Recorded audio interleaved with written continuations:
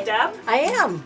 We're hoping to interview you today on what it's like to be a foster parent, because we need more foster parents like you here in Waukesha. Well, sure, come on in.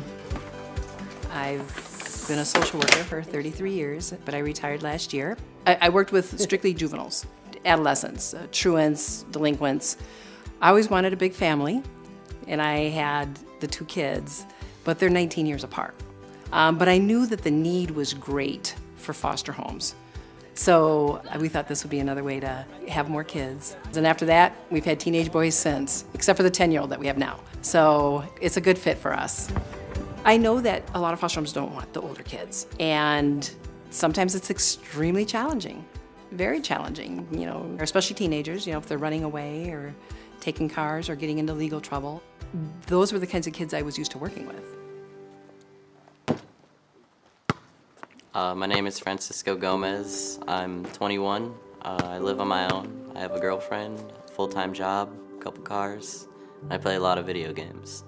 Francisco was one of my foster children. He came to live with us, severely credit deficient, had the credits of a freshman. He was a junior, just really behind, but a likable kid. I got this when I turned 18. So I have this broken home which represents like the family that I came from and like how like damaged and destroyed I was. And the tree represents my growth as a person coming from that place. The amount of help I've gotten from Debbie has helped me so much. I feel like I was in such a wrong place in my life before I came here. And like the second I came here, I felt like I was right. Like things were supposed to be happening and I was supposed to get where I am. I was definitely troubled, but there's a lot to me that they saw. I'm glad for that. Oh, you have to ask him about his shoes. He's one of those boys that has, how many do you have? I think I have like 60, 70 pairs now. I have a lot. It's kind of a problem. But I've kind of like simmered down on the spending on it just because I live on my own now and you can't just spend money on everything you want. I've learned that. I think they've also learned to be team players, to get along, not just on the field, but off the field, to be good to each other. Those are my brothers.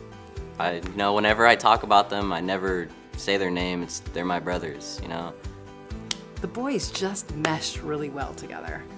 Yeah, they fight at times, but they have each other that they can still rely on. And like Franny still comes here. Franny's a part of our family. We like for them to be able to keep coming back.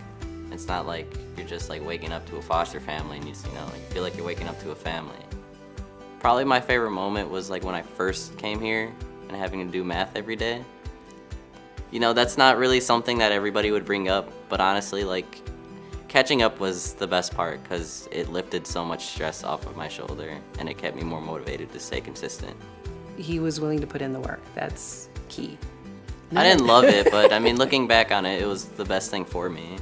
Coming to that actual day where I graduated and I did everything and I accomplished what I wanted to made me feel like I actually did something.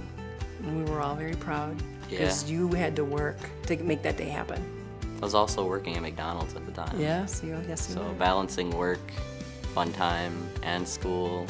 I didn't have that much to balance before, I just kind of sat around doing nothing. And I'm making good money, I have a nice place to stay. It's made me a better person. He's a good kid, aren't you? I always call Debbie my mom. Never foster mom. It's my mom. I know I still call you a kid. I know you're an adult. You're my kid. Yes. All right. Yay.